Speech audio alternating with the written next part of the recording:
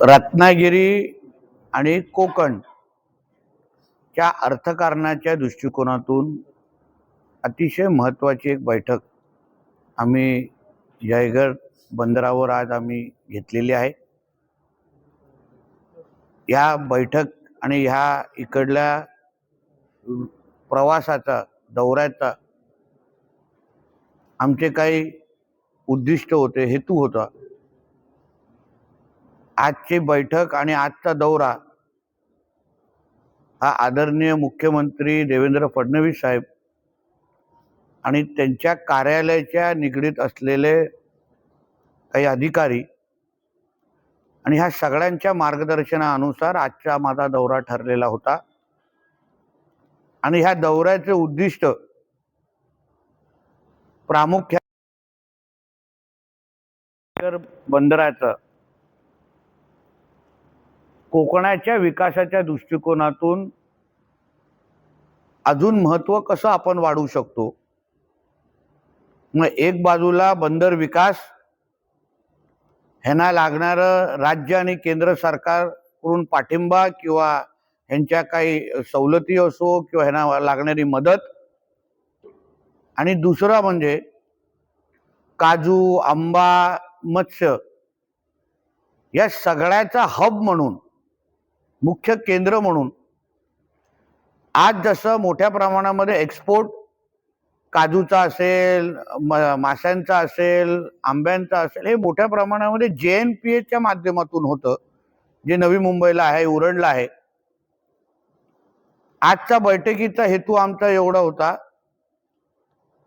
की JNPA कडे न जाता किंवा JNPA चा एक सक्षम पर्याय म्हणून, जाणं न जाणं हा शेवटी त्या व्यावसायिकावर आहे, पण JNPA चा एक सक्षम पर्याय म्हणून आपण जयगडला कसं तयार करू शकतो, त्यासाठी काय राज्य आणि केंद्र सरकारच्या माध्यमातून ह्यांना मदत करू शकतो, जेणेकरून आपला काजू असेल, आंबा असेल, मासे असतील, ह्यांना जे आपण एक्सपोर्ट करतो, आता इकडून रत्नागिरीतून उरणला जाणं, ह्याच्या मागे असणारा खर्च, लॉजिस्टिक्स हे फार मोठ्या प्रमाणामध्ये लागतो, तो कमी कसा करू शकतो, आणि आपल्या ह्या सगळ्या काजू, आंबा, माशांसाठी केंद्रबिंदू म्हणून या जयगड बंदराला आपण कसं विकसित करू शकतो, या दृष्टिकोनातून आज आमची ही बैठक झाली होती।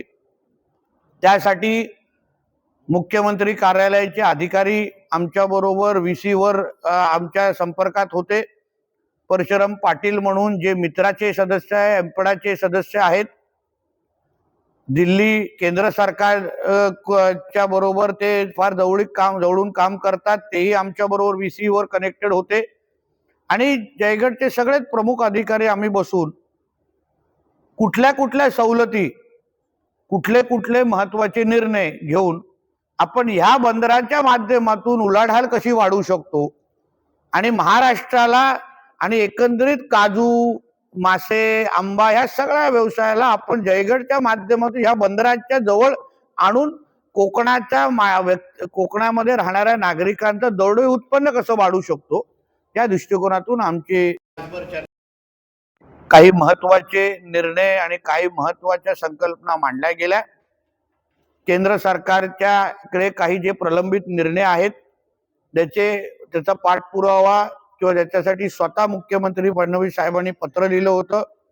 त्याचबरोबर वैभववाडी कोल्हापूरचा जो हा रेल्वे मार्ग आहे, जो सुचवला गेलाय, तो आपल्या कोकणाच्या दृष्टिकोनातून अतिशय महत्त्वाचा आहे, आणि त्याचा पाठपुरावा करण्यासाठी खासदार सन्मान्य राणे साहेब अतिशय 2-3 आठवड्यामध्ये केंद्र सरकार बरोबर त्याचा पाठपुरावा करतायत।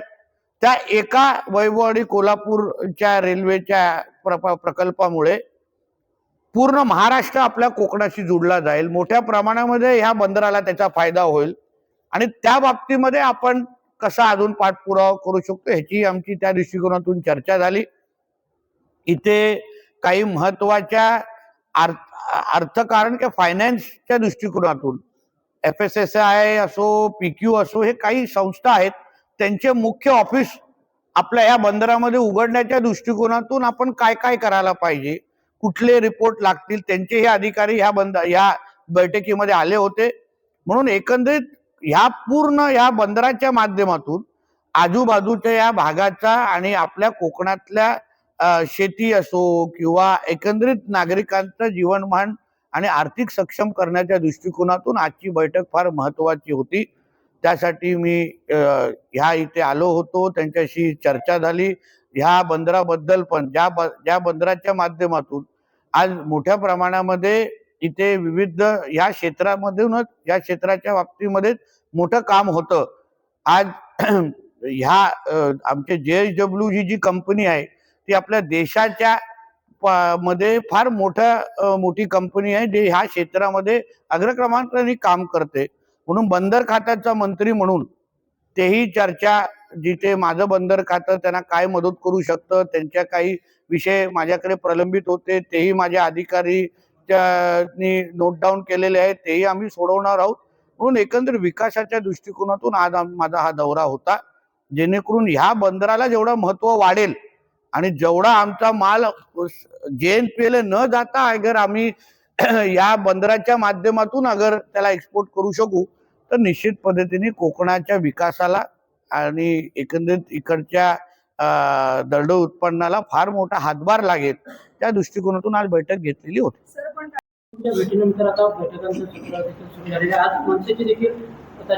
बघा, एक लक्षात घ्या, तो त्यांच्या दोघांच्या पक्षाच्या विषय आहे. कोणी कोणाबरोबर युती करावी, कोणी कोणाबरोबर जावं, हे शेवटी त्या पक्षाचा विषय. आता त्यांना वाटतं की शिवसेना, उबाटा आणि मनसेना एकत्र यावी, तो त्यांचा प्रश्न आहे. उद्धव ठाकरे हा भरवशाचा माणूस आहे, हे आम्ही पहिल्या दिवसापासून बोलतोय. उद्धव ठाकरेची पॉलिसीज आहे, वापरा आणि फेका. त्याला लोकसभेच्या वेळी त्यांना काँग्रेस पाहिजे होती, शरद पवार गटातले लोक पाहिजे होते, म्हणून तेव्हा त्यांनी त्यांचे खासदार निवडून आणले. आता मी ऐकलं मातोश्रीवर जे काँग्रेसचे नेते गेलेले त्यांनी अक्षरशः त्या लोकांना हकलून लावलं असं माझ्या कानावर आलेलं आहे. कारण का बंटी पाटील यांना विरोधी पक्ष नेता विधान परिषदेचा बनवा असं प्रस्ताव गेलेला, तो माझ्या कानावर आलाय की उद्धव ठाकरेंनी धुडकावलाय. उद्धव ठाकरेंना अनिल परबाला बनवायचं आहे. म्हणून उद्धव ठाकरे सारखा माणूस काल काँग्रेसमध्ये बरोबर होता, आज मनसेने बरोबर जातोय. म्हणून काँग्रेस आणि शरद पवार गटातल्या जे काय महाविकास आघाडी सोकॉल्ड होती ना, त्याला आम्ही आता भावपूर्वक श्रद्धांजली द्यायची का, हे तरी आम्हाला सांगावं. यामुळे काँग्रेस कदाचित ठाकरेंना बघून निवडणुका लढवण्याच्या तयारीत असल्याची देखील चर्चा असल्याची. आता शेवटी काँग्रेसचा मतदार हा मनसेला स्वीकारणार आहे का, हे उत्तर काँग्रेसवाल्यांनी दिलं पाहिजे. कारण का मनसेनेंना तर बोंगे बंद करून पाहिजे होते मशिदीचे वरचे. त्यांनी सांगितलेलं काय, मशिदी जाऊन तपासा, मदरसे तपासा, असं बोलणारे मनसेनेचेच प्रमुख होते. ते काँग्रेसला चालेल का, तो काँग्रेसने उत्तर द्यावं. निमित्त निघालेली जी मिरवणूक होती त्यावेळी औरंगजेबाच्या घोषणा देण्यात आलेल्या होत्या आणि त्या संदर्भात नळदुर्ग जे आहे ते बंद ठेवण्यात आले. बघा, एक परत सांगतो, आमच्या ह्या शिवरायांच्या भूमी जिथे आमच्या शिवरायांनी हिंदवी स्वराज्याची स्थापना केली, आमच्या या हिंदू राष्ट्रामध्ये, आमचा देश एक हिंदू राष्ट्र आहे आणि या हिंदू राष्ट्रामध्ये कोण औरंग्या, टिप्या किंवा अशा कुठल्याही जिहादी लोकांचं अगर उदारीकरण करत असेल, मोठं करत, तर त्यांच्या ढोंगणावर लाथ मारून पाकिस्तानमध्ये पाठवण्याची सगळी औषधं आमच्याकडे आहेत. तुम्हाला हे सगळे लाड करायचे असेल, ही मस्ती करायची असेल ना, तर तुम्ही जावा पाकिस्तान, बांगलादेशमध्ये जावा, तिथे तुम्हाला मांडीवर बसवतील. पण आमच्या ह्या हिंदू राष्ट्रामध्ये तुम्हाला कुठल्याही औरंग्याचे उदारीकरण करायला जमणार नाही. मग धाराशिव असो, काही मुंबईचा पण भाग आहे जिथे पॅलेस्टाईनचे झेंडे फडकवले गेलेले आहेत. या सगळ्या हिरव्या सापांना पकडून ह्या लोकांना कसं ह्यालातून बिळातून बाहेर काढून ह्या लोकांना पळवायचे सगळे कार्यक्रम आमचे ठरलेले आहेत. टप्प्याटप्प्याने पाहाल.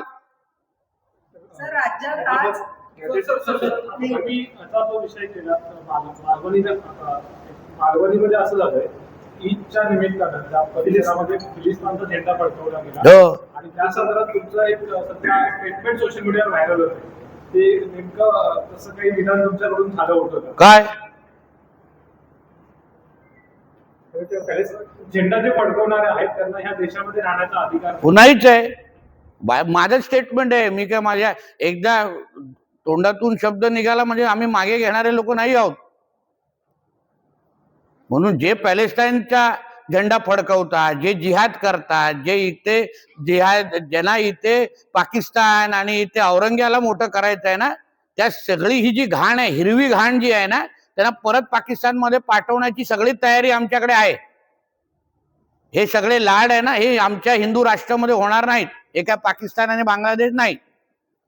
आणि तुम्हाला पाहिजे ना, मालवणमध्ये जाऊन हे स्टेटमेंट देऊन येईन मी. दिलं पण आहे अगोदर. हैदराबाद केंद्रामध्ये सर्वोच्च न्यायालयात आव्हान देणारी याचिका दाखल झालेली आहे. आपल्या लोकशाहीमध्ये कोणी कशाला आव्हान द्यावं याला सगळं स्वातंत्र्य आहे. त्याच्यामध्ये कोणाला अगर त्याच्या बाबतीमध्ये अगर काय प्रश्न असतील आणि ते कोर्टात गेले असतील तर ह्याच्यामध्ये काही चुकीचं नाही. राज्य सरकार म्हणून आपली भूमिका कोर्टाच्या आदेशाप्रमाणे आम्ही मांडू. साहेब, परवाच राजापूरमध्ये गोवंश वाहतूक करणारी गाडी पकडली. तिथला जो एक तिसरा आरोपी होता तो स्वतःहून हजर झाला. त्याच्यावर 7 गुन्हे आहेत अशा प्रकारचे. अशा प्रकारे अवैध पद्धतीने गोवंश वाहतूक होत असेल तर आपण काय भूमिका घ्याल? म्हणून तर रत्नागिरीमध्ये जास्तीत जास्त लोकांनी भगवे मफलर वापरले पाहिजे. भगवे मफलर अगर वापरले ना तर हे सगळ्या जिहाद्यांच्या आळा बसेल. रंगीरंगी वापरण्यापेक्षा ना भगवे मफलर वापरा प्रत्येकाने. पाहिजे असेल तर माझ्या गाडीत स्टॉक आहे मोठा. आमचं रक्त भगवा असल्यामुळे आम्हाला कुठून आणायची गरज नाही किंवा मागवायची गरज नाही. त्याचं संपून सर, माझा प्रश्न आहे असा, प्राणी समितीने मराठा आरक्षणाच्या संदर्भात योगदान दिलं होतं, पण आज राज्यात प्रत्येक जातीने आरक्षणासाठी जे मागणी करतात अशा वेळी मुख्यमंत्री देवेंद्र फडणवीस यांना राज्य करण्यासाठी अस्थिर केलं जातंय का? म्हणजे असं जातीपातीचं राजकारण. एक लक्षात घ्या, आमचं सरकार हे हिंदुत्ववादी विचाराचं सरकार आहे. आमच्या सरकारला हिंदू समाजाने निवडून आणलेलं आहे. मग त्याच्यामध्ये आमच्या छत्रपती शिवरायांनी जेव्हा स्वराज्य स्थापन केलं तेव्हा 18 पगड जातींना एकत्र घेऊन हिंदवी स्वराज स्थापन केलं. ती महाराजांची लढाई ही इस्लाम आणि मुघलांच्या विरोधात होती. ती हिंदू विरुद्ध मुसलमान होती. आणि म्हणून आमचे देवेंद्र फडणवीस साहेब मुख्यमंत्री म्हणून हिंदुत्ववादी सरकार काम करत असताना अशा पद्धतीने हिंदूंना पहिलं भाषेच्या माध्यमातून त्यांचं विभाजन व्हावं असे प्रयत्न जिहाद्यांच्या माध्यमातून झाले. काही लोकांना सुपाऱ्या दिल्या गेल्या. आता भाषेमध्ये ते लोकांनी यश मिळवू नाही शकलं म्हणून जात आणलेली आहे. फक्त हिंदूंमध्ये जात नाही आहे, मुसलमान समाजामध्ये पण असंख्य जात आहेत. पण मागताना ते फक्त मुस्लिम आरक्षणच मागतात. त्यांच्याकडे पण तेवढ्याच जाती आहेत जेवढ्या आपल्या जाती आहेत. म्हणून हे हिंदूंना तोडण्याचे सगळे हे कटकारस्थान आहेत. पण आमचे आदरणीय देवेंद्र फडणवीस साहेब हे सक्षम आहेत, कडवट हिंदुत्ववादी आहेत. म्हणून त्यांच्या ह्या राज्यामध्ये कधीही कुठल्या हिंदूंना आपसात लढायला ते कधीही देणार नाहीत. हिंदू समाज म्हणून एकत्र ठेवण्याचं काम हे आदरणीय देवेंद्र फडणवीस साहेब निश्चित करतील आणि करतायत.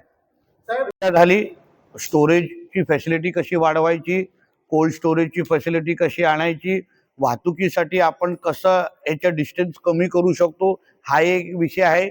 एक महत्त्वाचा DPR मीही माझ्या खात्याच्या माध्यमातून तयार करायला लावलं, जेणेकरून आपण हे विविध तालुके म्हणजे आता आपल्याला रत्नागिरीतून जयगडला यायचं असेल तर जल वाहतूक कशी तयार करायची, रत्नागिरीतून वेंगुर्ला जायचं असेल तर कोकणाला जल वाहतुकीच्या माध्यमातून कनेक्ट करणं, त्याचा पण DPR माझ्या खात्याच्या माध्यमातून मी तयार करतोय. आता जसं M2M फेरी आपण इथून मुंबईला जातो, पण तुम्हाला अगर इथून मालवणला जायचं असेल, तुम्हाला रत्नागिरीतून अगर जयगडला यायचं असेल किंवा रत्नागिरीतून गणपतीपुळ्याला जायचं असेल तर त्याही पद्धतीची जल वाहतूक तयारी त्याचा DPR मी तयार करतोय.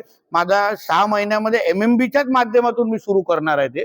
म्हणून एकंदरीत विविध ह्या प्रयत्नातून ह्या पूर्ण व्यवसायाला व्यापाराला चालना कशी द्यावी त्या दृष्टिकोनातून चर्चा झाली. म्हणजे जलवाहतूक जास्तीत जास्त जवळ, म्हणजे रस्ते जलवाहतुकीने जवळ, वेळ वाचतो आणि खर्च वाचतो. म्हणून त्या दृष्टिकोनातून तो एक सक्षम पर्याय ह्यांना उपलब्ध करून देण्याच्या दृष्टिकोनातून आम्ही प्रयत्नात आहोत. राजकीय त्याला आता परत त्याच्याचकडून समर्थन होतंय. रिफायनरीच्या बाबतीत सुद्धा पहिलं समर्थन, मग विरोध.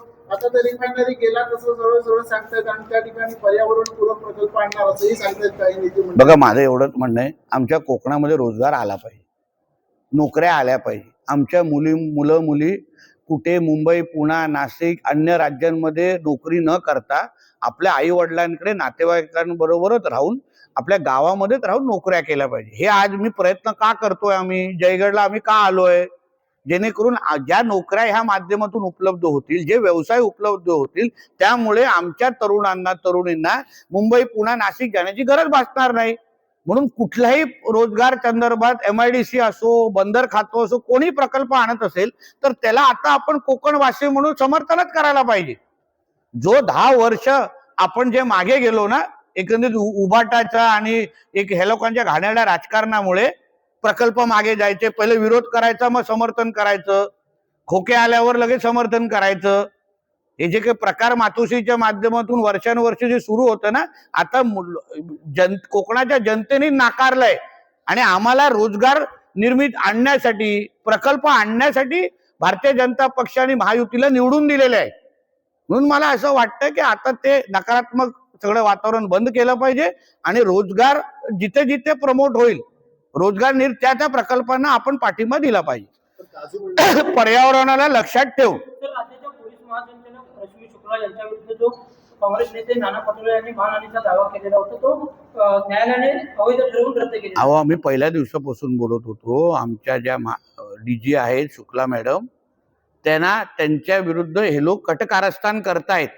कारण का ह्यांच्या चोऱ्या माऱ्या त्या बाहेर आणण्याचा प्रयत्न करत होत्या, म्हणून महाविकास आघाडीच्या माध्यमातून त्यांना फार त्रास दिला जात होता.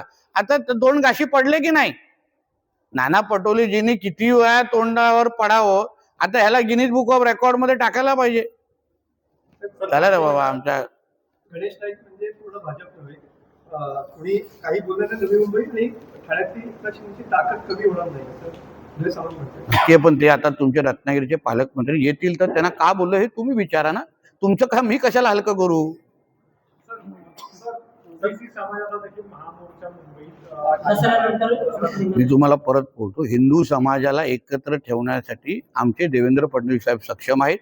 ओबीसी समाजाचं 1% आरक्षणाला हात न लावता, आता राणे समितीबद्दल मॅडम बोलले, राणे समितीमध्ये हेच तर लिहिलेलं ना, घटनेच्या 15(4) आणि 16(4) प्रमाणे आपण स्वतंत्र आरक्षण, मागासलेपणा सिद्ध करा आणि आरक्षण द्या. ह्यासाठी कुठलाही अन्य जातीचा आरक्षणाला हात न लावता मराठा समाजाला आरक्षण द्या असं राणे समितीने पहिलं उल्लेख केलं.